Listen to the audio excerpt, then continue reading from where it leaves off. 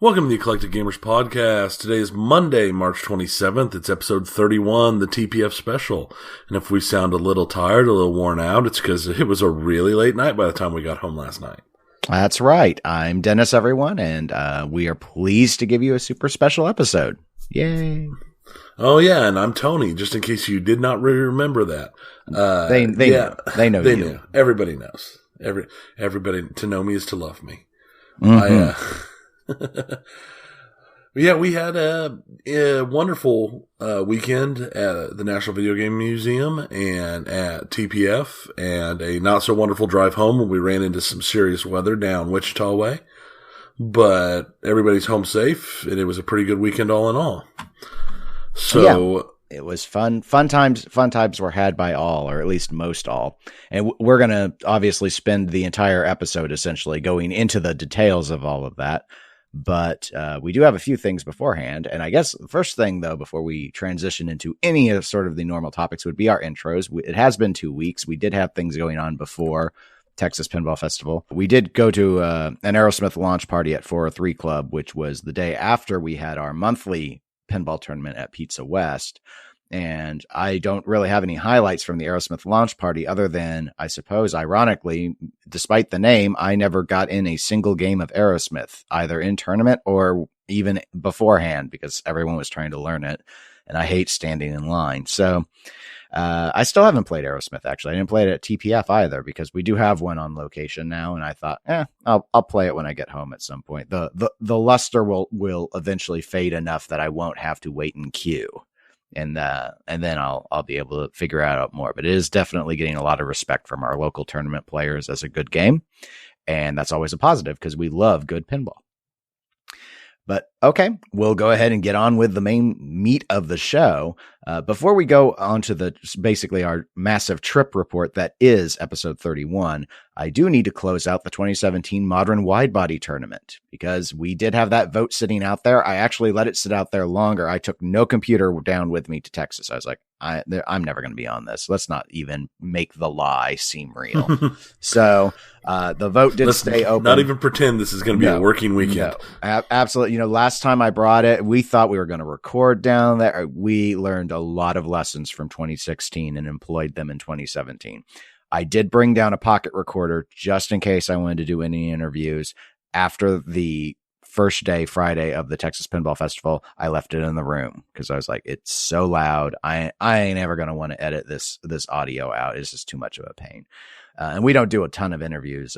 We've steered more towards guest hosts, and it's been a while since we've even done one of those. But tournament results. So you had to wait a little bit, or I had to wait a little bit to actually calculate them up. But the final round was what was going on. It was Twilight Zone versus Star Trek: The Next Generation. If I recall, Tony predicted that Twilight Zone would win, and I think by over 10%, so 60% plus. And I predicted Twilight Zone would win, but by less than 5%, which would mean somewhere between 51 and 55%. And we were both wrong. Twilight Zone did win, but it had 56.8% of the vote, with Star Trek having the other 43. So I think no one is shocked by this finding, and we ended up running an entire tournament to tell us what Pinside had already told us. So yeah, there was no surprise coming out of this one. No, I was not one of those 56% votes, but it's really liked. It's beloved, quite frankly. Some people feel it is the best game that was ever made. I did actually play it yesterday at the end of the Texas Pinball Festival. I think it was the last game I may have played, actually. Don't recall. No, we played 8-Ball Deluxe right after that. That was our last game. You're right. That's right. It was the last one on the back wall row that we played. And then right. We moved back as we were moving back towards the entrance for the announcements of all the awards they do and such.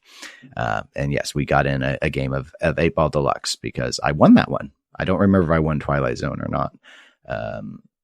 I don't think I did. I think my brother-in-law Eric, I think, won it. Eric did. Yeah, he blew up that last ball. Yeah, it was a bunch of crap. Okay. All right. So trip report, essentially.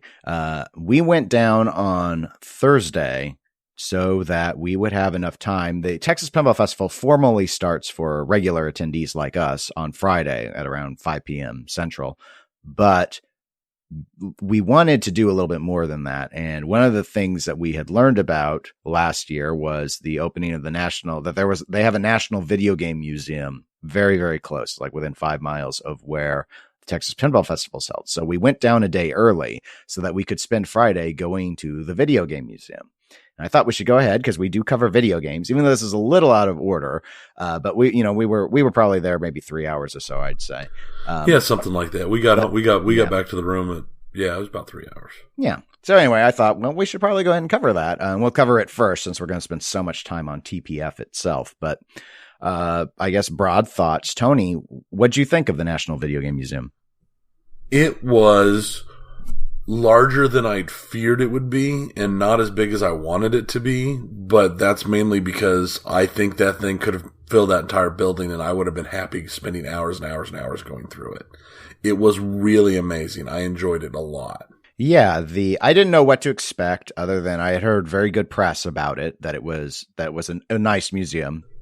And it is really a very nice museum. Yeah, it's done up.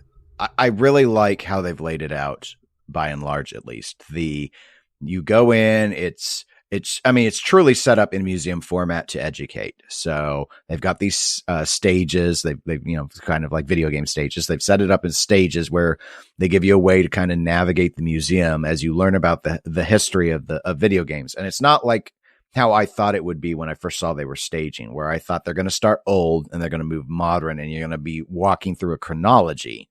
Rather, it's you right up front. The very first thing you get to see is just the litany of consoles that have been created since the very beginning, since the what were they? Was it Magnavox or pre-Intellivision sort of stuff? The TV hookups that were just the single games, like the Pong hookup and such, all the way to that. And then you see it all on the wall when you walk in. And then when you start going around, rather than be organized by chronology, the museum is laid out kind of by concept or theory. So there's a section on sound. There's a section on the handhelds. There's a section on the people behind the designs. So I really liked how they had structured it, and a lot of the displays are interactive. Mm-hmm. So there's the whole section on the video game Crash. Yes, because the youngins now, they're too youngin to remember the video game Crash. I don't remember it as a crash at the time. I just remember games got really, really cheap because all of a sudden I got a bunch, and it was because prices were slashed. But you've got all these actual games running, the handhelds. They got the handhelds out. They got the Purell hand sanitizer all over the place, so you can keep your hands clean. And you go all the way through. And once you're done with navigating the actual museum part, they have a little arcade. It's just video games, no pinball, but because this is a video game museum. However, there were a lot of games. I mean, it might have been close to, I think it's around 40 that they had on and they have tokens. So you can buy tokens, sort of standard, what I think of as a Showbiz Pizza place back when I was a kid, at least, where you got 4 tokens for $1. And you get 4 tokens with your registration. And it turned out they had an arrangement with the Texas Pinball Festival this time where entry was like half off if you had your Texas your wristband badge thing. So we actually went and registered. It was only advertised for Saturday and Sunday for that, but we went and were able to register earlier this time with TPF. They actually opened that up before noon. So we went, got the bands, and we got the discount. So we adjusted our timing a little bit because we at the Eclectic Gamers podcast love to save money wherever we can. So anyway, they had a Dragon's Lair there. That was a little highlight for me. It's an arcade cab game that played a laser disc. And when I was a kid, it was my favorite arcade game. I couldn't do I never knew how to do it. I never knew how to play it properly, and I didn't get anywhere. And in fact, I put 1 token in it and I got past 1 stage and I failed all the rest. And I've actually got that game on Xbox 360 and have won it. But you get better prompts with the modern interpretations because it was just so hard because it was designed to gobble quarters. but it had a full motion animation. That's what was always the standout. So that was a big highlight for me. I also really liked seeing a lot of the consoles I had no familiarity with. We mentioned my brother-in-law earlier when we were talking about the end of TPF. He grew up with a lot of those consoles. He had a lot of video game machines. I didn't realize how many until he started saying, okay, I have that. I have that. I wanted that. I have that. I have that. And it's like, I didn't know any of these things existed. I must have just lived in this little farm bubble or something, because I was like, I'd heard some of them, like the, Atari Lynx, the Jaguar system, obviously the more modern stuff I was familiar with, like Sega and, when it was like Dreamcast time and such. And they weren't things I was interested in, but I always knew about him. But he had his hand in a lot of those. So, yeah. I mean, growing up, I had my Intellivision, because we never had an Atari. We had an Intellivision. And then I went from an Intellivision to an NES. And then NES to Super NES. And then, then to PlayStation. Mm-hmm. Yeah, I'd say one of my what I thought was one of the neatest thing, well, a couple real neat display highlights. First was where they have that wall of consoles. They have these giant, they look like Super Nintendo controllers, and that's what you use. It actually worked really well. That's what you use when you could go on these big screens and you can highlight and choose any of those machines, and they would tell you a little paragraph narrative about their history. Like what resulted in their formation, how they did. You had production count numbers, which were real interesting because that was really awesome. Yeah. So Tony was loading up things like Game Boy, and then he'd go and load up PlayStation 2, and you just see, okay, well, where's the, it's like, what's the growth of this? Because I remember you had expected the Game Boy to have a higher number count than it did. Well, and to be fair, the Game Boy's number count was enormous. I think it had one of the highest number counts of anything I saw the whole time. It did. It was, anything north of 100 million is obviously massive. It was so ever present I had a Game Boy. That was my only handheld for over a decade, was a Game Boy, regular Game Boy. And so for me, I was just think, oh, well, everyone had a Game Boy. That was what you had.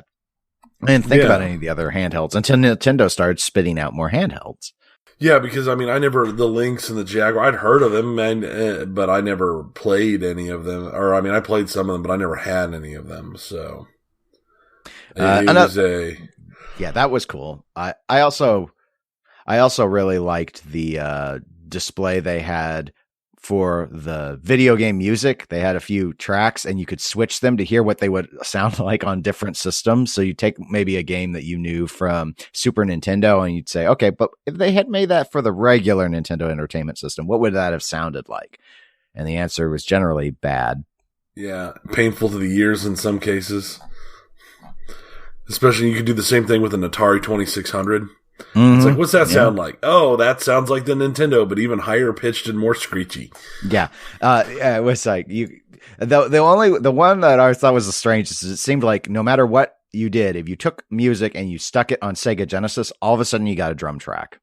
It just seemed like there was a new drum track that came along with the Sega. I don't know what the deal was with that technologically, but it's like, okay, apparently everything else gets a better drum tracks, like drum and bass now, going at high BPM in the background of all the ones I tried out. But anyway, so yeah, that was fun. So I would recommend. Regular entry for an adult without a discount was only $12. So if anyone's ever down in the Dallas area and has even a passing interest in video games, I do recommend checking it out. I think it's worth the registration fee. It's real easy to spend a couple of hours there. No problem. Just going through the displays. And if you actually want to play some of the arcade games, I could see you popping in another hour or two there as well. If you, I could have spent a lot more time there playing more of those, but I did not.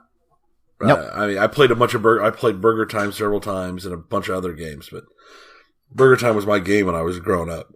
I had a handheld version of that, actually, or my sister did. One of the real small handhelds that was just the little black LCD ones that could fit in your pocket, like one of those Tiger games or something. I forget the name. I actually didn't look to try and find those at the museum. They had some of the little mini cab Coloco ones or whatever that I have in my garage, because those one of the few things I was able to point out and said, oh, I have those, that no one else had. But Yeah, that was really fun. But we had to leave because we had Texas Pinball Festival starting in the evening. And that is my segue into what the rest of this episode is going to be about, which is the 2017 Texas Pinball Festival. I guess I don't know what we should start with. Tony, do you have any thoughts on where we want to begin? I don't know if we should go chronologically. I was thinking maybe we just sort of do it by maybe category of type of things. Cause we have like the industry news stuff. There were the custom games. There was the more newish games that we finally got to try. And there's a sort of everything else is kind of how I think of it. Yeah, I think that's probably the best way to organize it, because otherwise it's just going to be rambling and we're going to forget something. We're going to forget something anyway. I can guarantee we're going to forget something going through it, but our brains are addled still right now, but we can't hold up this episode because you, the people, demand it, and we must serve. So, let's go ahead and start with the custom games then.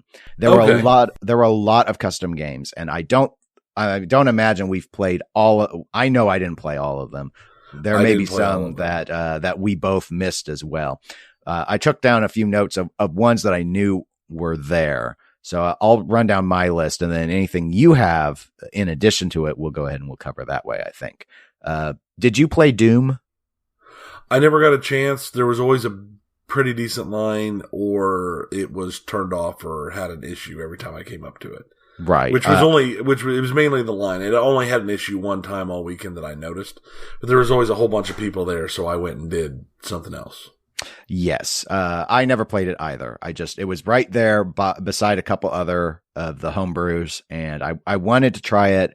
One of the people we went down with, I'm trying to remember. I don't remember which one, told me that he got time on Doom and he thought it was all right, but he didn't like it as much as the other homebrews that were in that lineup. But I don't remember exactly why, but anyway, it looked kind of neat. I think what he said was it wasn't quite, it's not quite finished. So there were a lot of things that had to be explained as you played it, which made it a little obviously difficult, but a lot of these are works in progress. So anyway, we can't really tell you about Doom.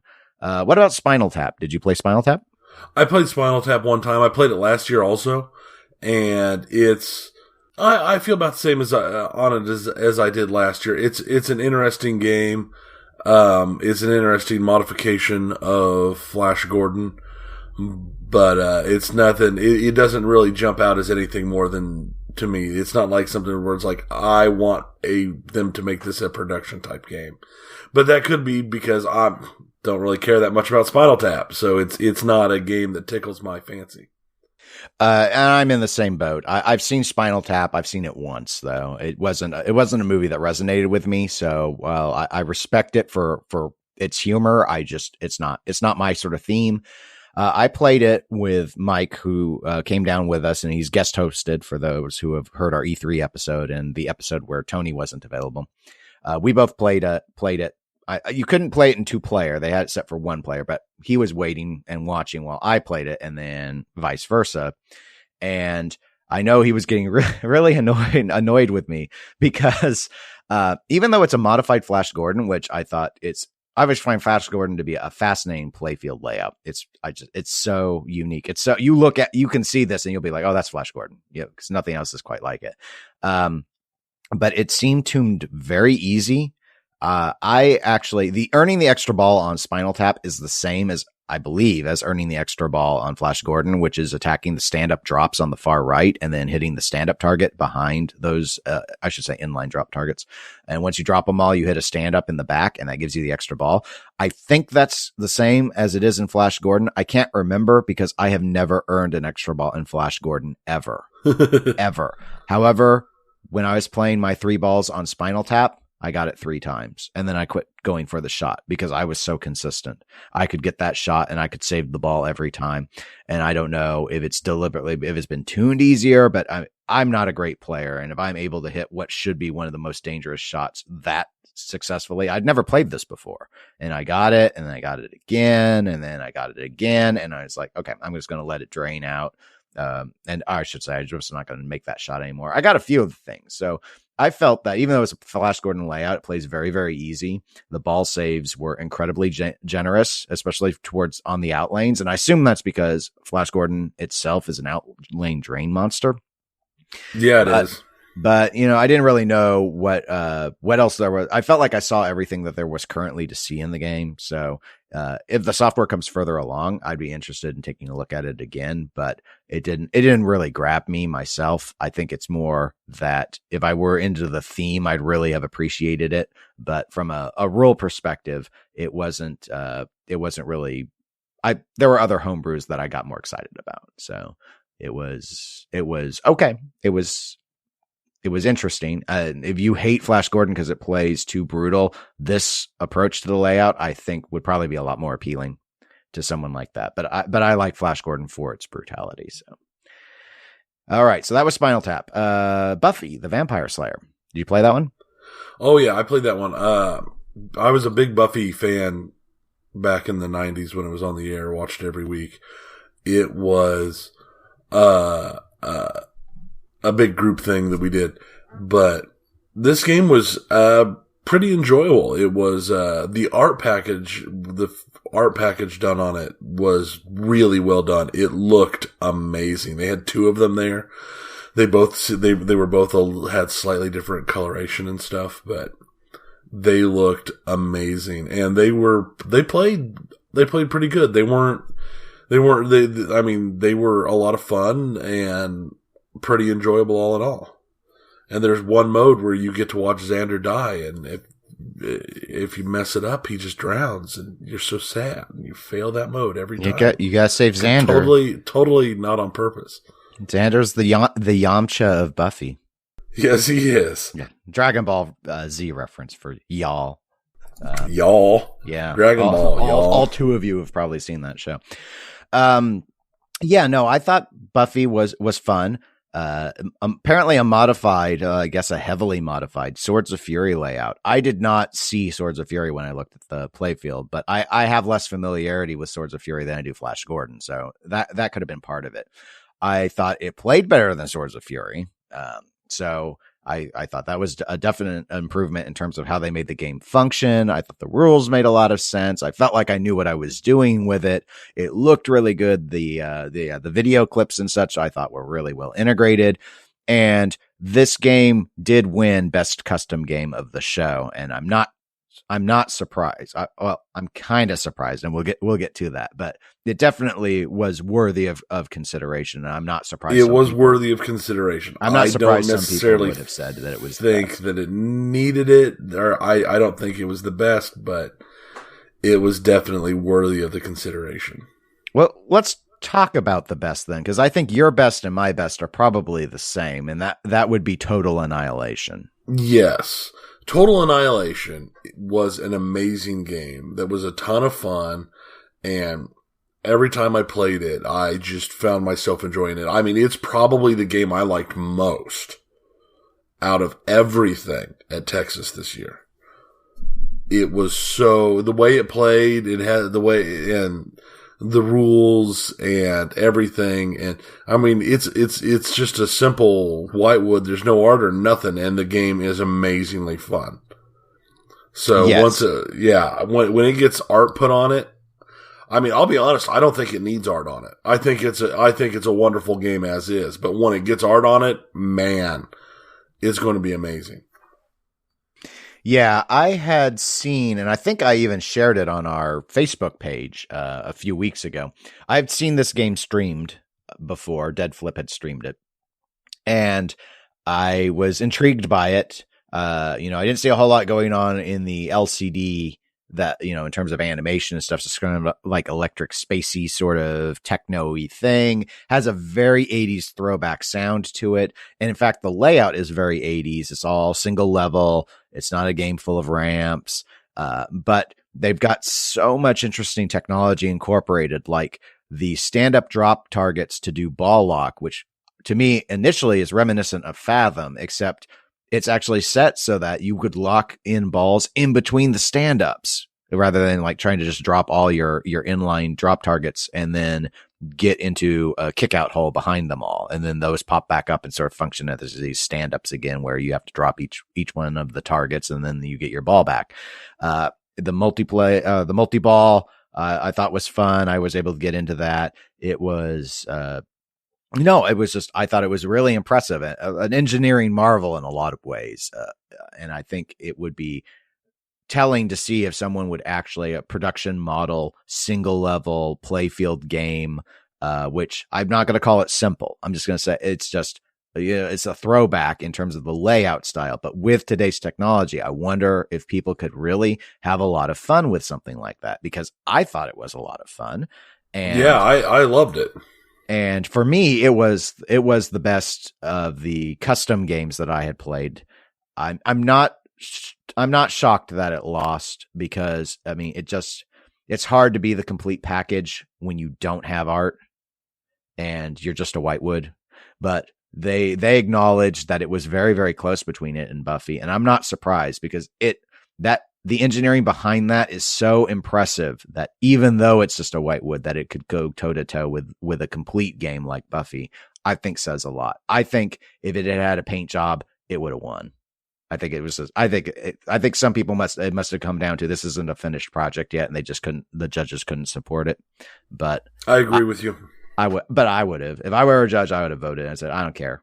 If it's a whitewood, it plays so well that it's so much fun. We'll just consider it a minimalist in the way of art, and we'll just call it a minimalist piece and go with it from there, just because there's so much packed in on the gameplay. So if you ever see this at a show, definitely give it a try. If you're a fan of the 80s style of games, especially the pre-ramp era, but you want the complexity of a more modern game in terms of rules and what you can do with features, I think this is what Gottlieb wanted with its street level, if they had the technology. Yeah, I mean, and the game only had one pop? It had that. I don't remember, actually. It has one pop on the right side that when you hit it, it pops back hard, and it flashes a light, and it makes a good sound, and it's awesome, and you never know based upon where you hit that pop how that ball's going to feed back. And it was really, really impressive. I enjoyed that game so much. Those were all the custom games I could remember playing. Were there any other homebrews that you tried? Those were the big ones. There might have been a couple others, but I don't remember them. Okay. Well, let's go ahead and let's move on to industry news. I'd say, other than Pinball Expo, and honestly, it's getting to the point where I think you could argue even above Pinball Expo, Texas Pinball Festival is seeming to be the go-to source for big pinball announcements.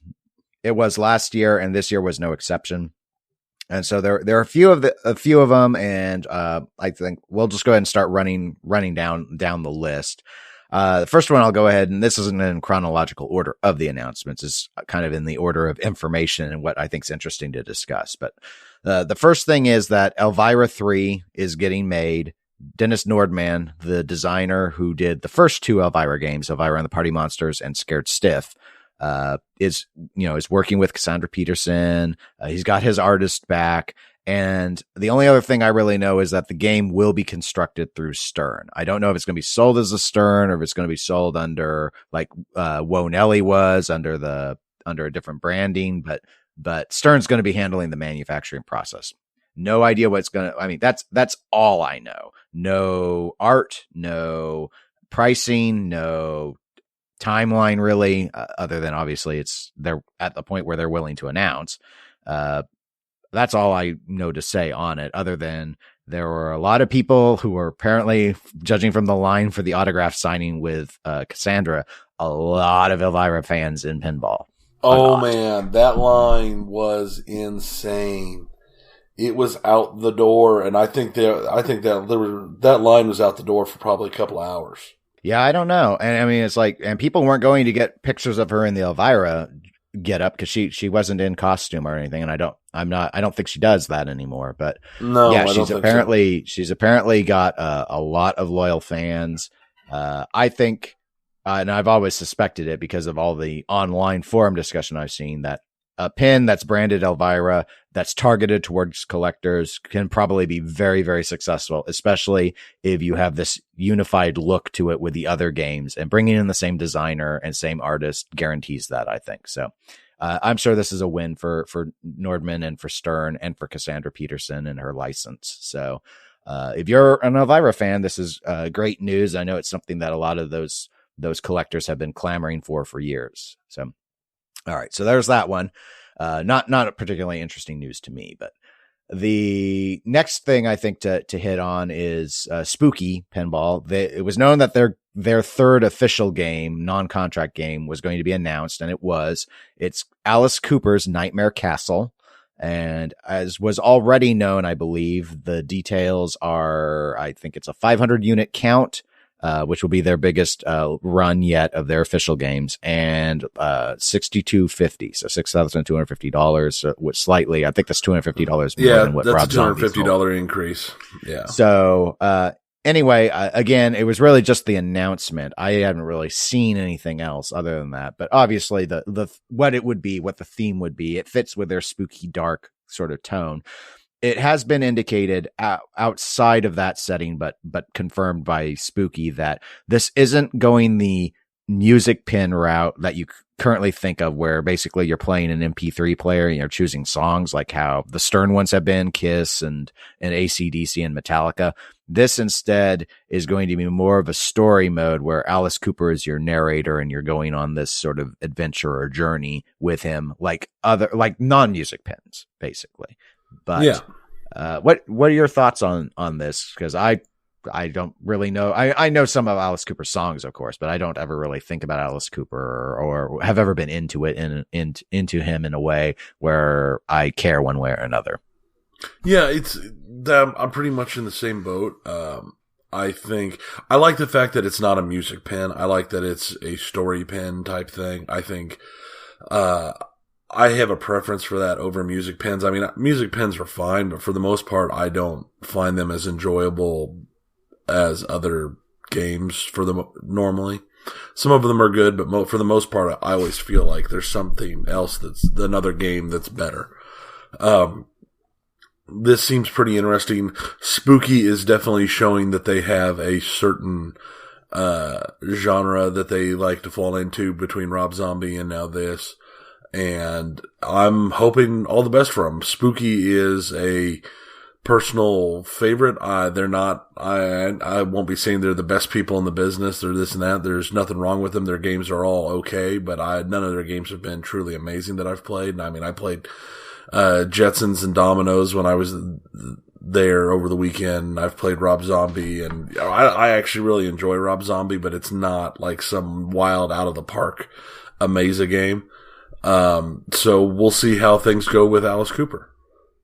Yes, I know part of the reason for the price increase was Spooky indicated they wanted to take, basically their argument is they're reinvesting that additional $250 into mechanisms and such into the games. So it will be, with them having a higher budget to work with, it will be interesting to see from a gameplay perspective, because I'm not an Alice Cooper fan or against Alice Cooper. The theme does nothing for me. So it'll come down, and Rob Zombie was the same way. So it'll come down to the gameplay. And so I'll be interested in seeing what they accomplish. While we were at the show, we have a Rob Zombie on location right now, actually. But while we were at the show, I played America's Most Haunted again, and I played Rob Zombie again. And I felt I could tell the difference in improvement. To me, it was an improvement. That I thought that the mechanisms and concepts were better in Rob Zombie than they were in America's Most Haunted. That it looks more professional. I know some people disagree in the sense that I don't know anyone who disagrees and thinks that Rob Zombie looks cheaper, air quotes, cheaper than America's Most Haunted does. But there are some people who prefer the America's Most Haunted gameplay, and I can get at that because obviously those layouts are significantly different. But yeah, I think this is interesting. I like that the count's higher. I probably said that back when we knew they were going to do 500 units, because it's going to mean their games are going to get out there more, be on location more. And I think that's going to be good because there's going to be better feedback, and people will be able to, if they're actually getting to play these at barcades and such, then there's going to be more clamoring for Spooky to do things, because it's not going to just be private collectors that see them once you get to counts like this. So that I think is very much a positive. Industry news item number 3 would be Houdini. This was the only seminar I went to was American Pinballs. Yeah. It felt like a requirement for us with everything that's been in the news and how things have been. Yes. So, basically, despite this, I'd say overall, this has gotten a lot of interest out of Texas Pinball Festival. And it's not too surprising. In about a 4-month time period, American Pinball has gone and they have indeed truly totally redid what was shown at Pinball Expo. This is not at all other than the name. It is not at all the Houdini you remember. It looks completely different. The layout is different. The art package is entirely different. And the only details, no limit count. I believe the price, MSRP is going to be $6,995, which I think has been known for quite a while. Mm-hmm. And so I did not play this. The lines were too long. They had 2 machines, available. And I did get a pretty good look at the layout and some of the features, and some other people posted videos up on Pinside if you want to watch some of the gameplay that was being featured. The programmer was there. He indicated that the software is only about 20% done at this point. The design is not yet finished either. I've heard someone not with the company speculate that they felt the design was maybe 60% done. Anyway, I guess let's just we can go into whatever on it. If you want to start with thoughts about Houdini or thoughts about American Pinball and their approach on Houdini, that might be I'm going to start with my thoughts on just Houdini itself. Now, they did say, and a lot of this stuff came out, is they completely skipped the Whitewood stage. They went straight to a production machine, or a prototype machine, I guess. They have gone with, it's impressive to me that they've managed to get as much done in 4 months as they have. It's insane. And the fact that, as they said at their thing, 10 days before TPF started, they didn't have a working machine. And in those final 10 days, they were able to get 2 machines put together and lit. So at the time, or at the show, the game had some issues. There were some problems. There were some code issues. But with the code at 20%, and them being 2 prototypes that have been put together specifically to flip, I think they turned out pretty well all in all. I didn't play either because of the lines, and I got in line for a little bit at one time, but one of the machines went down and they were fixing it, and then I wandered off to go play something else and never came back to it because the line was, again, pretty good sized, and it was looking like I was going to be spending an inordinate amount of time in that line. And I'm just a little too flighty for that, I guess. I was like, I'm just going to go play something else now. But what I watched and when I looked, the shots don't look bad. I didn't see anything that looked horrible. Some of the shots look real tight, like really, really tight. But I'm impressed, honestly. It's better than I expected for 4 months of being where it's at. It's better than I was expecting. I was expecting a complete train wreck out of the gate. That's what I expected. And that is not at all what we got. Yeah. Well, I guess you could always say there was a train wreck out of the gate. We're just so far past that point now where they're trying to present themselves as having a new gate. And in regards to the second checkpoint, if we want to use a racing analogy, this was much smoother. This is what you would want to see coming out of a company. My thoughts would be in terms of on Houdini itself. Yeah, the layout looked fine to me. But obviously I didn't get to play it, so I don't have a personal opinion on if it's my style or not. I read a number of people posting on pinball forums about who did get to play it. It seems the general consensus is that it shoots pretty good. I don't know whether I didn't see anyone who said that they loved all this, that it was like this revolutionary sort of, oh, I love this design. I love everything about it. But you know what? If it's fun, then that's what they need to do. It doesn't need to be top 10 pinside ranking sort of game. If it's got good and enjoyable shots, and it sounds like it does. Some of the features that I've seen them indicate, like they've got some cannon shots and such, which neat little gimmicks. And if they're not going to break the plastics and they're launching a ball from the bottom of the pinball table through a little catapult up to the top, you know what? That's pretty visually impressive. And I could see a desire to show off something like that to catch people's eye out on location. Because hey, that's a fun toy idea.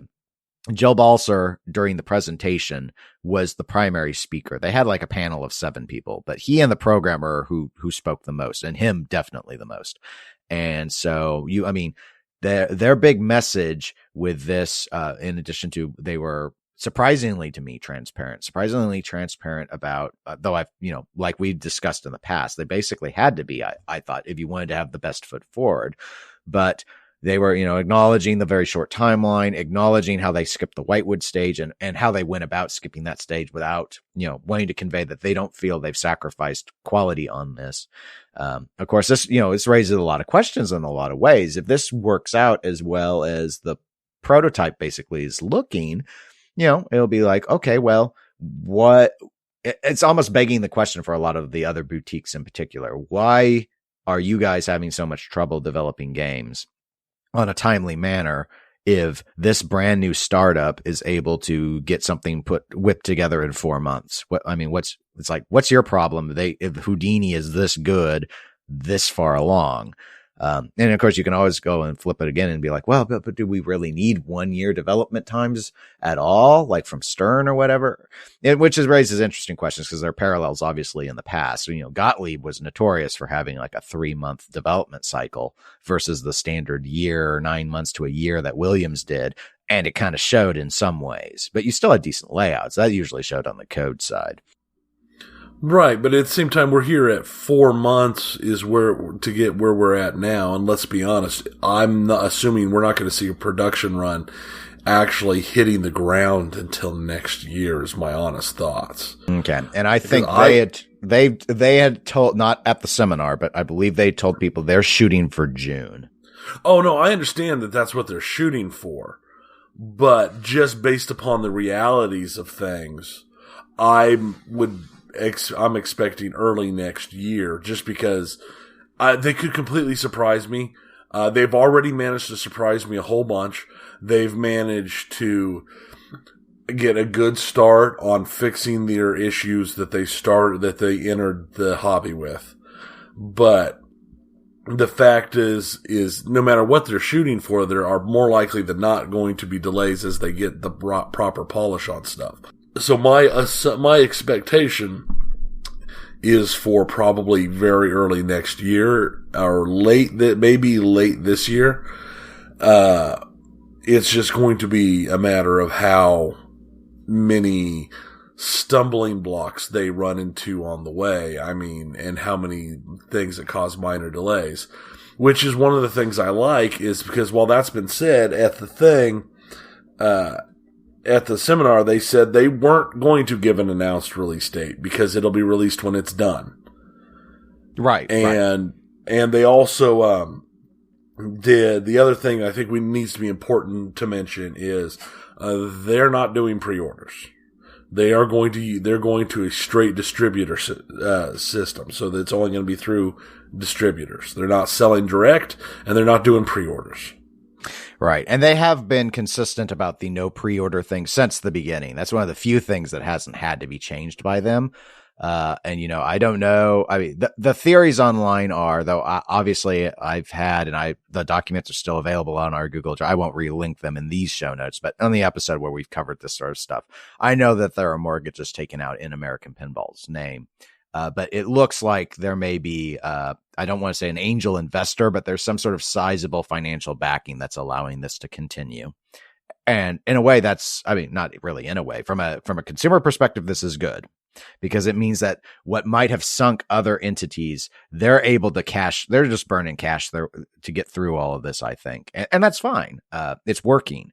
So, the big thing that American Pinball did that I think a lot of other manufacturers have not, and perhaps because they can't do, is when they ran into all this trouble, they have gone and they have pulled a bunch of industry veterans in to save them. And it is working.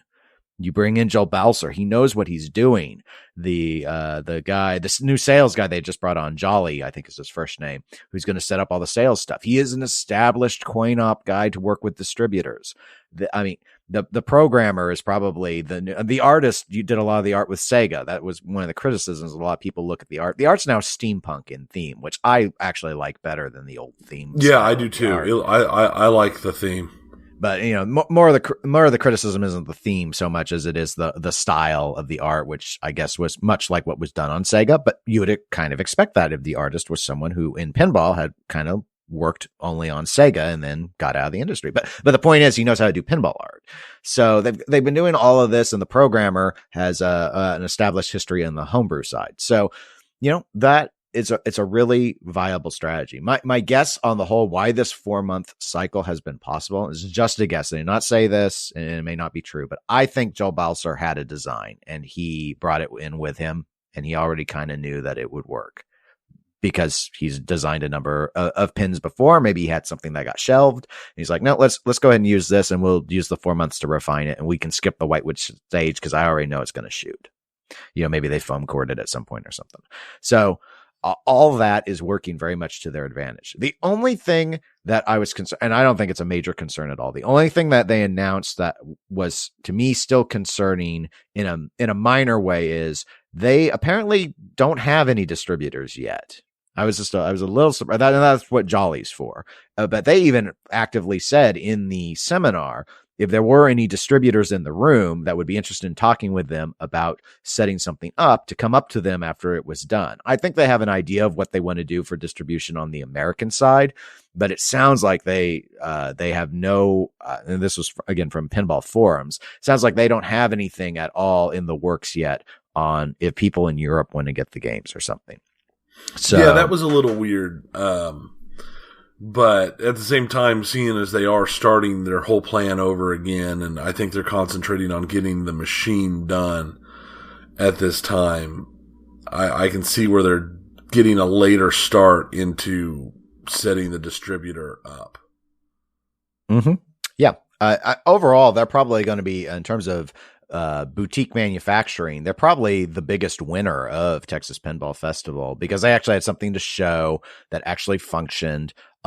And despite Spooky or compared to something like Spooky, they had to salvage a reputation that was severely damaged. Spooky, everyone loves Spooky. Spooky doesn't make major missteps, in terms of PR. So Houdini, it's just, is impressive for the fact that it is really, I think, helping a lot of people, come back around and say, okay, we're willing to give this company another chance. Now, how many people end up going in on a theme like Houdini? I know there are a lot of people who love magic pins. The $7,000 price point, I don't know. I don't know whether or not the features are enough that they feel like they're getting a premium, a premium quality to what they're buying versus what else is on the market at around that price point. But that's up to the consumers. I'm not in the market for it because I don't care anything about the theme. And I wonder if the more and more things are going, I'm wondering if it's not becoming to the point that other than Stern Pros, if it's not becoming that 7,000 is just roughly going to be the new norm. Well, it definitely feels like that is becoming the new norm. I think the issue is that the new norm because everyone price, that's just how much it costs now is what you have to mark it up to, or is it that's the new norm because everyone wants a slice of the collector pie, and that's the dollar amount where you feel that you've got enough return, you have this certain level of return on investment that you want, and you want a really high margin, but that's the sweet spot where you don't break everyone's back doing it, that there's still enough, that there's enough of that collector pie at that dollar range. It's not that you couldn't make the machine and sell it for $5,000, for example, or even less, I suppose, but rather why do that when there are plenty of people that will sell, that you can sell to for $2,000 more in pure profit and just pocket it. Because it is the same sort of thing like when the Batman 66 came out and people were doing comparisons of what came on the Super LE or the LE versus the premium. And it's like, well, you factored in the cost. There was another, I think the Slam Tilt podcast did an analysis of what they priced out the things like they looked up and found where the toys were from, and how much those were being sold for at retail and added it all in. And it was like the cost difference from a an LE to a super LE was like $200 worth of parts, but it was $5,000 more as a machine. So that's just profit. If their analysis is accurate, that's just profit. So if it's like that, and they're just like, okay, well, look, people aren't having any trouble selling games in that 7,000 to 8,000 range. Let's go ahead and launch there. Because I know some people were hoping that American Pinball was going to be, and they still are in a lot of ways, that it's going to be the Stern competitor. But the thing that Stern has a lock on that no one else is competing at is at the lower dollar range in that kind of operator-oriented environment. And this pricing suggests to people that American Pinball isn't trying to target operators. They're trying to target more wealthy collectors. And that seems to be what everybody except for Stern is really targeting anymore, yes. Is the collector market. Sterner seems to be the only people that are still in it for the operator and still putting machines out priced for operators.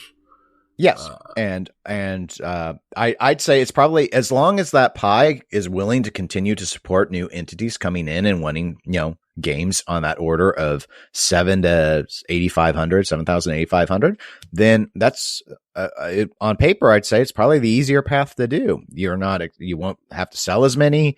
Your margins are better. And it is what it is. It's just, I think if people think American Pinball is going to be a Stern competitor, because there's talk like that now, it's like, oh, well, this is great. This is I like, overheard some people talking at TPF, just amazing stuff. Yes, well, there are a lot of dreamers that attend a pinball convention.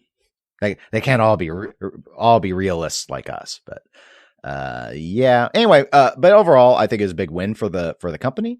I thought Houdini looked pretty good. So no, I won't give any opinion on gameplay because I didn't get any time on it. And as you'd noted, it was breaking down a lot. They were very transparent about them just barely getting it working in time for the show, and I deliberately decided I would not stand in line and play it because I didn't want to get a negative impression just because it was so early of essentially a prototype in terms of functional form. Last piece of industry news that I knew I wanted to touch on is what Dutch Pinball announced in terms of a new game, and that's Bride of Pinbot 3.0, which is apparently as near as I can tell, it's essentially Bride of Pinbot 2.0, which is a conversion kit for Bride of Pinbot, but it's actually a full game with all new art, and they announced that it would be a super limited edition run of 150 units priced at $12,500. So, Tony, we saw they had flyers with the art when we grabbed a flyer and we were able to look at it. I did not attend the seminar about Bride of Pinbot 3.0. But we read up extensively on it while we were down in Texas. What are your thoughts about this pin? And we'll go ahead and transition this as well as to our thoughts about Dutch Pinball. It's ugly.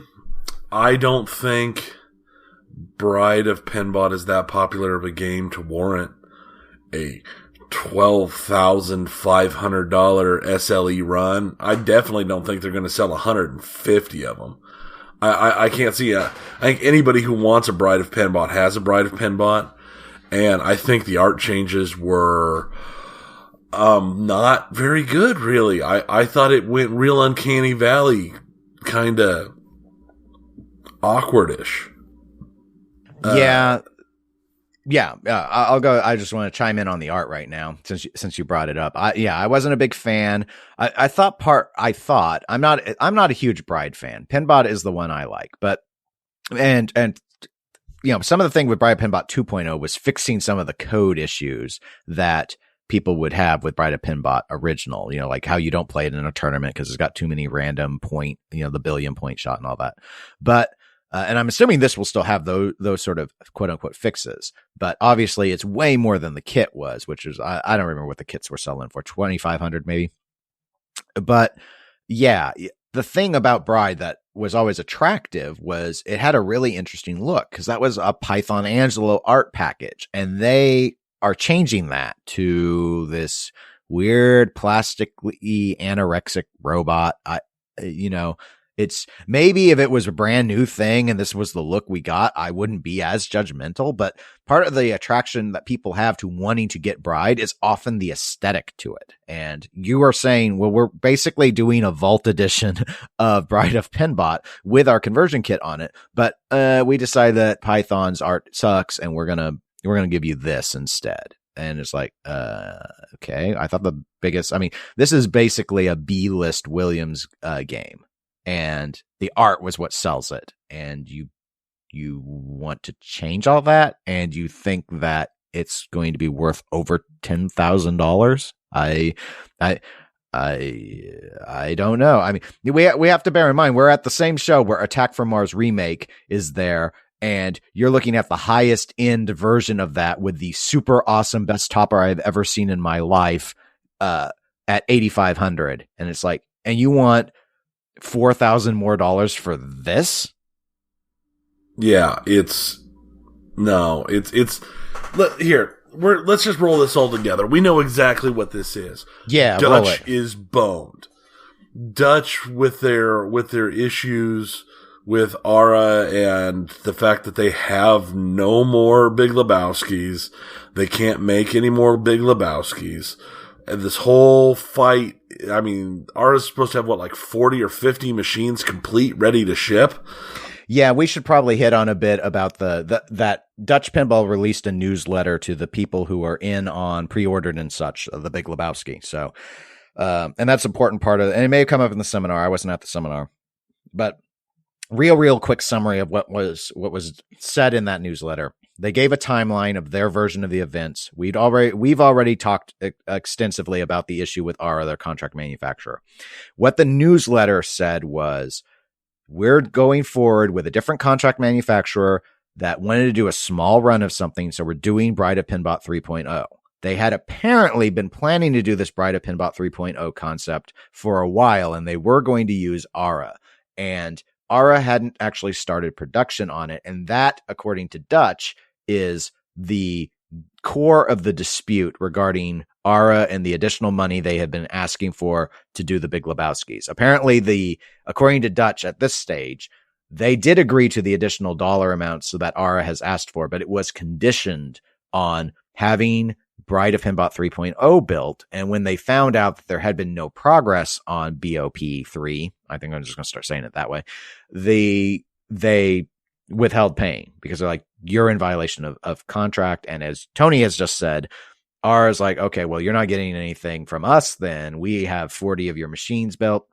The newsletter also indicated, in addition to the machines, like all the spare parts, the boards, all of it, everything, that's at Ara. Dutch Pinball doesn't have any of it in their possession, so they don't have any replacement parts, repair parts, that they have nothing. They have nothing right now. It's all tied up with Ara. And so what they're going to do is not pre-order. They're going to let you go and put down $250 deposits, basically, on BOP3. You'll get a translite for your $250, and then they will do this super limited edition run at the 12,500 with 100 units designated for the US and 50 units designated for the rest of the world. And then maybe in the future, they'll do a non-special, I guess a cheaper version that won't be a super LE version. But while that's all happening, they readily acknowledged in the newsletter that Big Lebowski production is ceased. They will not be moving forward as they work things out with Ara, which means the new contract manufacturer will not be building out the rest of the Big Lebowski run. They are jumping to game number 2 while this thing with Ara sits. Yeah, and to me, this just comes off as it's a money grab.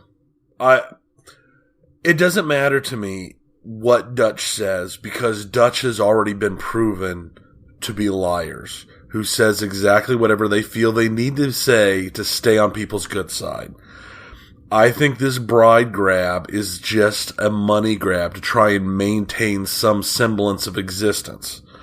I know that there's legal issues and they're trying to figure out what to do and how to deal to get people's Big Lebowskis out and this and that. But that's going to be probably years of litigation if it gets to the point of litigation. So all those people who paid money, many of them who've paid fully for their Big Lebowskis are now out $10,000 for possibly years. This is not a new thing that we have seen in pinball. This is something that we've seen. The Zidware thing the Magic Girl owners just got their machines, and the Roz and the Alice in Wonderland owners are still boned. There's nothing, they're never going to get anything unless something amazing happens. I don't see how they're ever going to get anything. And I think Dutch is collapsing. I think they're in full implosion mode. I think the Bride run, especially at the price points, are them trying to grab anything they can to try and maintain some semblance of order. And I think the fact that they already had so much work done for the Bride of Pinball 2.0, let them throw together this machine is a relatively cheap and quick way to go into production. And now they're just demanding huge amounts of money. And I don't see how they're going to get it. I don't think it's even possible for them to get it. I mean, I'm sure I say that. I know somebody's going to buy it. Somebody's not going to be paying attention. There's going to buy it. There's people out there with so much money that they'll buy everything. They don't care. There's people out there that have so much money that when it comes to a machine, if they lose some, it doesn't matter because they want the machine because they got to have everything. And those are the type of people who will buy this at this price point. But the truth of the matter is I don't think there's 150 of those people in the hobby. And I think Dutch Pinball is dying. It's not a surprise. People have been wondering if they're on the way out, but I think this is very much a scream for help, and I don't think they're going to get the help they need. I agree. I agree with your analysis. Dutch Pinball is definitely the big loser of Texas Pinball Festival. That's for sure. This did not go how I think they thought it would have gone. I mean, there was the talk beforehand that okay, Dutch is going to be there. They're going to address the Big Lebowski issue. They're going to talk about some new game number 2. They're going to have a game number 2 that they want to get to. And of course, people were concerned about that because game number 1 isn't resolved. And it's not like it's just still on the line. This isn't Stern where it's like, oh, well, here's a new game. And well, the old games are still being made. It's not like that. And they've just been having so many problems and they've been disingenuous about what those problems have been. So even when you get a timeline, you're forced wondering, is this even the wholly accurate version of it? But as you're going through it, it's like, well, people have been waiting for years. And they're like, what about me? And I think Dutch was thinking, well, we're not doing pre-orders and people aren't going to be asked to pay the $12,500 up front for BOP3. So this is going to work. This is going to work and it'll give the company cash. Because they claim that it's not a money issue that's holding up Big Lebowski in the sense that they don't have the money to finish the run. It's that they're fighting with ARA over how much money ARA wants because ARA wasn't doing everything they were supposed to do. I had read that someone said, I guess they had talked to someone with Dutch after the seminar, I believe it was, and that Dutch had indicated that it's not in litigation right now. They're still just talking with ARA. So they haven't started the legal process, or that was the analysis of the newsletter was the interpretation. So if that's the case, then they haven't even gotten the ball rolling to resolve it legally. And if they haven't done that, it just begs the question, does Dutch think they would even win the legal argument? Because if they're in the wrong, if the contract's on ARA's side and Dutch knows that, and Dutch's attorney's like, guys, I mean, you can try and do what you can try and leverage something here, but you know what? Your contract says that they could do this. You have to pay them that amount and they don't want to because they're mad. It's not, I mean, that they'll ultimately lose is the problem. And so they obviously can't sell more of a game. People are canceling their pre-orders with CoinTaker. They're not able to sell Big Lebowski's, which had a cap on the number of the run anyway. So if they want more money, they have to do something. So here's this idea. Oh, don't worry, we're not going to take any pre-order money. The deposits, they'll give them translights for that. So, they could make in theory some money on that if you wanted a non-Python translight of this new abomination bride. But it's so I could have envisioned when I heard all this. Before I knew what the game was, I thought, okay, all of this aside, if people are blown away by whatever killer theme that Dutch Pinball is going to do for game number 2. It's going to have a Lebowski effect. Everyone's going to be like, oh, yes, finally. But Pulp Fiction, I have to have it. You know, they're the people that have that dream theme. It's like, I have to have it. I have to have it. Oh, to take a not super stellar game from over 20 years ago and to say, basically, you're doing a remake, except it's not an authentic remake. We're changing the art on it. People already know how that game plays. They already know how that game plays. You're basically doing a Vault Edition, except you now seem to think that it goes for way more than anyone else's remake goes for. The Chicago Gaming and the MMR and the Attack from Mars remake, those are games that are under $9,000. Stern's Vault Editions are under $9,000. And here you are at $12,500 saying it's super, thinking you're going to sell 150 of them. I mean, yeah, I get it. I'm sure they looked at Stern and said, hey, look, they were going to do 30 Batman or 25 or whatever. And then they went up to 80 and they kept it at $15,000. But you know what? The thing is that was actually a different game. The layout wasn't just the Dark Knight layout. They actually changed the layout. It had a nostalgia factor because it was filling a niche that had never been satisfied before. Batman 66 had never been done before. There are tons of brides out there. And if you wanted it fancier with a DMD, they already made that and sold it. So there's no point. It doesn't satisfy anything. It doesn't meet anything. It's not rare enough to be super. And you know the gameplay isn't going to be awesome because you already know how Bride plays. So it's like, if it had been a wholly unique theme and game, maybe the strategy would have worked. I don't see how it works. Just being Bride of Pinbot. It would have been, it's like, if you were thinking, let's remake some really great classic, and you're going through lists like 8-Ball Deluxe is really popular, Fathom's really popular, and then, and instead of any of that, you remake Gold Wings and change the art to another photo. I don't know. That's probably a terrible analogy, but I just don't. It's like that's the only thing they knew they could whip together quickly because they've done stuff with Bride before. And I don't think it comes across as special or unique. I agree with you. It comes across as desperate and needing of cash. And if you were going to do all that and Bride's all you know how to do at this point that you can put together quickly, they should have tried to just keep the same art and sell it as Bride of Pinbot Remake, not BOP3. Yeah, there's so many better games out there that are being remade. The Medieval Madness, the AFM, those games, they're not asking nearly as much, and they're more popular games and have better art packages to begin with, especially AFM.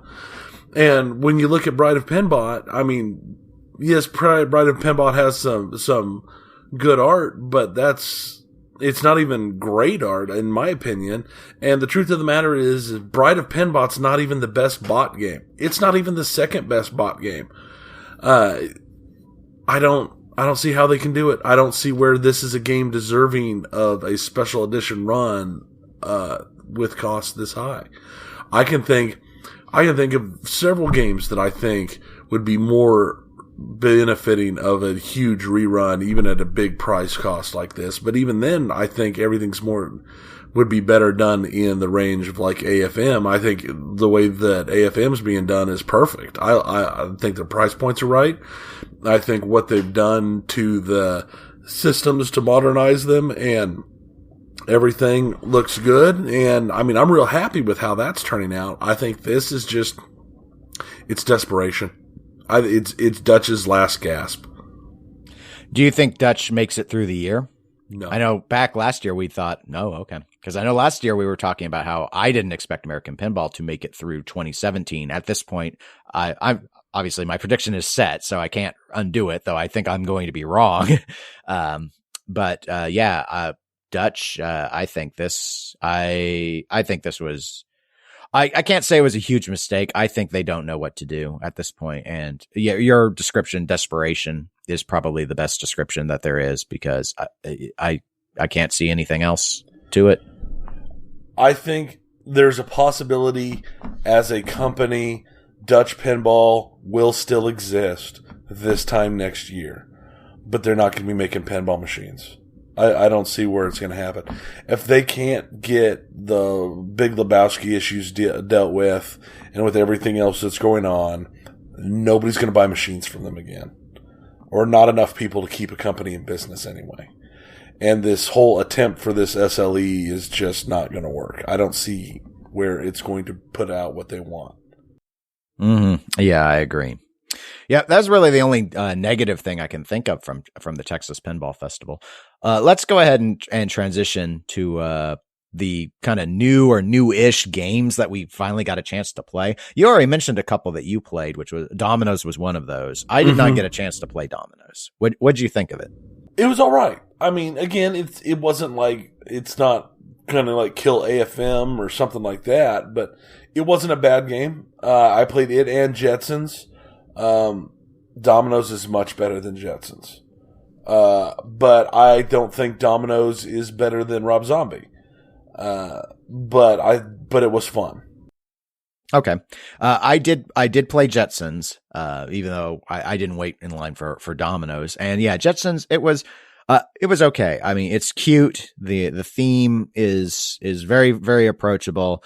The shots are, I mean, it's very Spartan in a lot of ways. And that's been known. It's going to be a simple pin. It's supposed to be a simple pin. I think that I see kind of what they're getting at with it. It's not like overly easy, or maybe it is if I practiced it more, but I was going along and there wasn't a whole lot it felt like to do. Getting the multi-ball was really easy. It's just approachable, but it's not something that I would ever want in a collection, because I don't think I'd enjoy shooting it, but it looked good. So I think, it definitely, with the Pinball Factory, I believe, is who commissioned that one, and whatever they're going for, I'm sure they've done their market research. We did stand in line for about 45 minutes and get a chance to play Dialed In. What'd you think of Dialed In? I enjoyed Dialed In a lot. I did terrible on it, but it was a lot of fun. The shots were satisfying. The way everything was laid out, and watching when I was watching people play, like the selfie mode was actually really cool. The way it took the pictures and this and that, it was fun to see different people when they went into selfie mode. You could see the really serious tryhards, people who are like just totally deadpan, pure concentration, and then the other people who are just having fun. They'd be smiling and laughing and this and that. But it was awesome. I had heard that Dialed In was a good game with fun shots, and having played it, I would say Dialed In is probably, you know what, I am going to say it. Dialed In is my favorite Jersey Jack game, period. I'll go so far as to say that after playing Dialed In, I liked a lot of the shots. I'm not a Lawler fan in the sense that I don't hate his games. I don't love them the way some people love Lawler and collect Lawler. I think this is probably the best Lawler game I've ever played. Granted, I'm going off of just one game being played and obviously watching a few others, but this is not just my favorite Jersey Jack game. This is a Jersey Jack game I actually wish I had. I'm not going to pay the price that Jersey Jack sells these for, so I'm not in the market for it. But I wish I was, because I think this would be great in a home lineup. And I know we're getting one on location eventually, so I'm pretty excited that we're going to have an opportunity to play it out on route where I can afford to play it. But yes, a definite highlight from the major manufacturers. I really, really, really liked how that pin played. I thought it shot really well. I thought the modes were fun. I think the whole gimmick that they were going for with we didn't integrate our cell phones or anything, but the whole theme and how it works, and it's sort of like playing a Sim City in total disaster mode. It works. It works. We'll have to see if outside of the Lawler fans, how many, if Jersey Jack can sell a lot of these. They're definitely trying to sell them to the pinball collectors, and the ones that are playing it seem to be coming away very, very impressed. And so hopefully it will do well, because obviously as an original theme, it's not going to have that built in. Oh, I'll get that. I like Hobbit. I'll get that. My kids love Wizard of Oz. It doesn't have that going for it, but I think it definitely plays better than anything that Jersey Jack has put out before. So who really says their kids love Wizard of Oz? I don't know. We were here in Kansas, where I feel like we're inundated with Wizard. It's kind of a weird mix, as an aside to people that aren't from Kansas. Because there's almost a fatigue with constantly having Wizard of Oz references thrown in your face whenever they meet you, because it's the very first thing anyone ever thinks of when they hear Kansas. But on the flip side, we also kind of market that stuff in a way, because it's like our one export. That it's not like we made Wizard of Oz, but we try and claim it as our own, because it's like the only thing that Kansas is famous for besides wheat and the world's largest ball of yarn, which is in Kansas. I've not gotten and seen it. We're not the yarn podcast, so I don't think anyone will be upset. Yeah, it's definitely a thing we have to deal with. Yeah, well, I guess everyone has their cross to bear on these sort of things, and ours is that we have to carry the scarecrow in line. The last newish game that I stood in line and played, and you did as well, was Alien Pinball by Highway. What were your thoughts on Alien? Alien was better than I have feared, but not as great as I had hoped. It had more callouts than I'd been expecting back in the day originally, and it was a lot of fun. The parts of it, or when I played it, I enjoyed it. It had sections that were a lot of fun. It had some interesting shots that I really enjoyed. A lot of the back glass stuff worked out really well. The LCD stuff and the cutscenes from the movie worked out pretty well. I have to say it's a good machine. I don't think I would buy one if I could afford one, but that could be just because of the lack of Sigourney Weaver. I feel hurts it a lot. Yeah, it is a notable absence. How could it not be? I was surprised I knew, because again, like with Total Annihilation, I did watch, and we linked this on Facebook to the YouTube for it, but Dead Flip had streamed Alien Pinball. So I'd already seen, and you had already seen a pretty good chunk of it. And sitting there and playing it, the video elements that pull clips from the movies with actual actors, they are more present than I even thought after reviewing that footage from Dead Flip. So in a way, it does really good to make you feel like you're immersed. But I think if the argument is that you're supposed to feel like you are Sigourney Weaver, I never got that vibe. So I really feel like when you're playing, you're just immersed in watching parts of the movie, parts that don't have Sigourney Weaver. So there were, but it does feel like the movies. It felt like the movies more than I thought, even after watching the footage. So that was good. As I had noted from the footage watch, it definitely feels like it plays slower than Full Throttle plays. The ball, it is a trap and shoot game, a total trap and shoot game. And I am more of a flow person, but they kill that ball speed wherever they can. It does not feel like a lot, and Full Throttle didn't either. I think, honestly, and when it comes to wide bodies, I almost think that I'd probably go ahead and say Highway's probably got the best formula for a wide body. And as long time and maybe even not so long time listeners know, I'm not a fan of wide body design. I think it's an inferior design by default. And that's probably, honestly, going back a step, why Dialed In probably feels so much better than the other Jersey Jack games, is because it's in a standard cab and it's got a ton of shots and they're tight, but they feel good because it's moving vertical a lot more than horizontal. Highway does a really good job about keeping that horizontal movement to a minimum.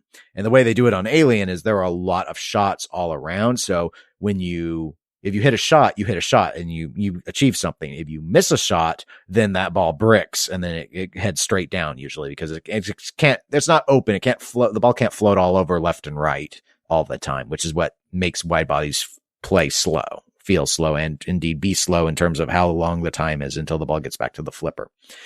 All that said, I enjoyed it. I'd say I enjoyed it. It's weird. Full Throttle, I really was impressed by last year at TPF when I played it. And then we got one on a location and I just didn't like playing it very much.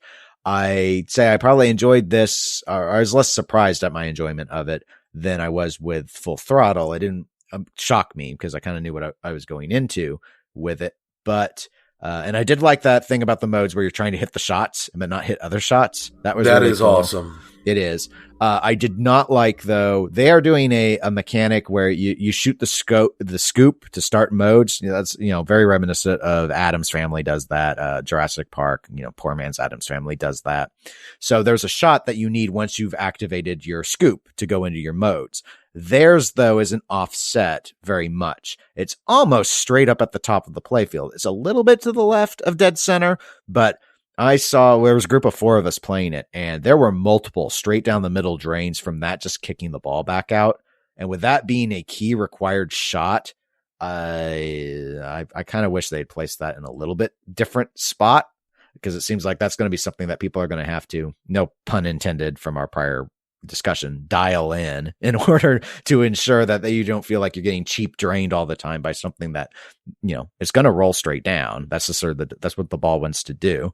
Then you put your scoop awfully close to the middle of between the flippers. So it was a little weird. Obviously you can try and nudge and save it. I don't think people like to nudge out of feed shots that you have to do. Nudging, I think, under my philosophy at least, would be something that you do when you brick, something that you do when your shot is bad. But, overall, it looked all right. I thought it played fine. But the gameplay didn't blow me away. And we played dialed in first. So, unfortunately for Highway, I end up sitting there comparing it to dialed in. It's just not as fun. It's just not as fun. But, I thought they captured the movie essence pretty good. I don't know why you do Bishop torn in half as your game over. How do you not do Bill Paxton saying game over? Is it that I don't know. I thought the exact same thing. I mean, it seems like, unless they decided that it was too much of an obvious give, that they didn't want to use it. That's my guess. That's because they have clips with him and his voice throughout. So they have the rights to do Bill Paxton stuff. It's just, I know the old video game did that and everything else, because it's the obvious answer. It's the cliche answer, but come on, it's aliens. We gotta do the cliche. Do the cliche. Just this one cliche. Come on. You didn't give us Sigourney. Do this, but they did not. Made me a little, just a teeny bit sad.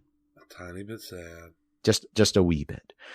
Okay, well, that was all the newish games that I tried that I wanted to discuss. Were there any others that you played? No, because I didn't play Batman 66. I played Aerosmith at the Aerosmith launch party one time, and it's okay. It's got some fun shots, and it's got some interesting things. I'd like to get some more time on it to really decide, but I'm kind of not really feeling all music penny lately. It's okay. It's nothing that really grabs me. It's not something that's on my to purchase list, but I can't think of anything else I played that was new or newish. Okay.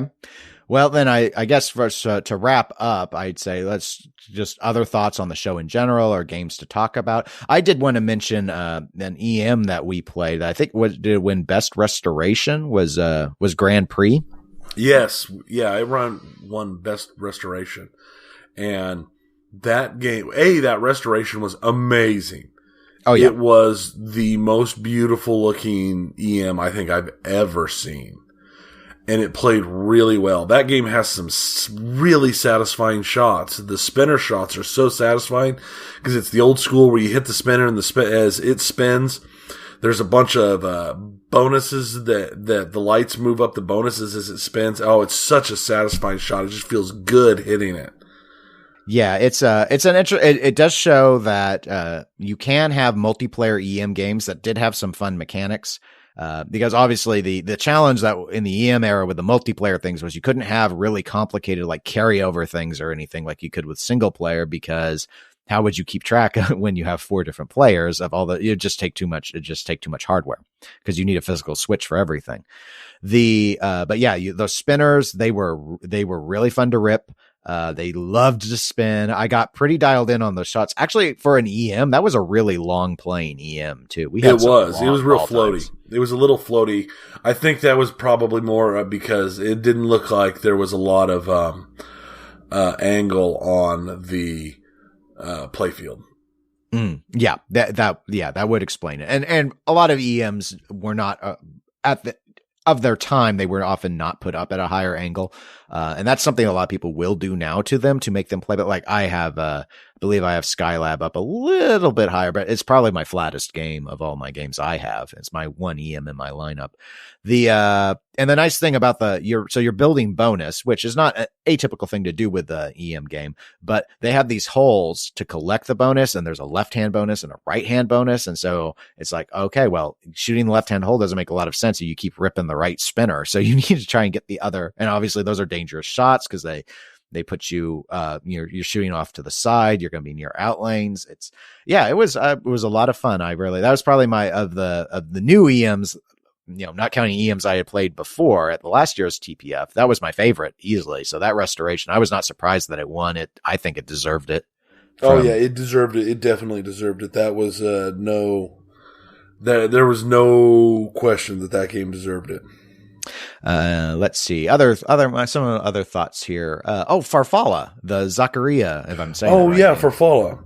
Yeah, I've never played a game by that Italian manufacturer. Farfalla was in our 80s pinball tournament, the very first tournament we ran on this podcast. It was the only one from that company that met that list. It had some really interesting ideas on it.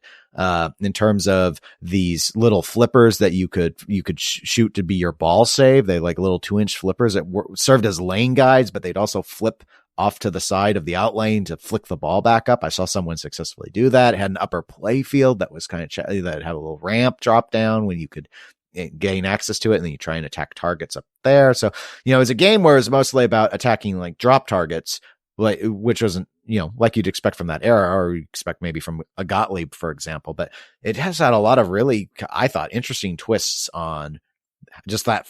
The philosophy of the layout was just so different from anything I have seen from the American manufacturers. So I thought that won best original game. Best original game overall, I guess, non-restored game. It was down a few times during the show, but they did a really good job getting it back up because we finally got to have a chance on it. And there was even someone who I saw, they had a little pin side badge that I'd recognized from posting, and he gave us some tips on how to play it and work those little side flippers. Because at first I thought, they use side flippers to make lane guides to save money or something. I didn't realize they were functional. It shows you how much I know about pinball. So yeah, that one, I liked that one. That was a neat event. It seemed like every time I sat down, I got in a discussion with strangers about pinball. People, we had people ask about the podcast and stuff. That was all really cool.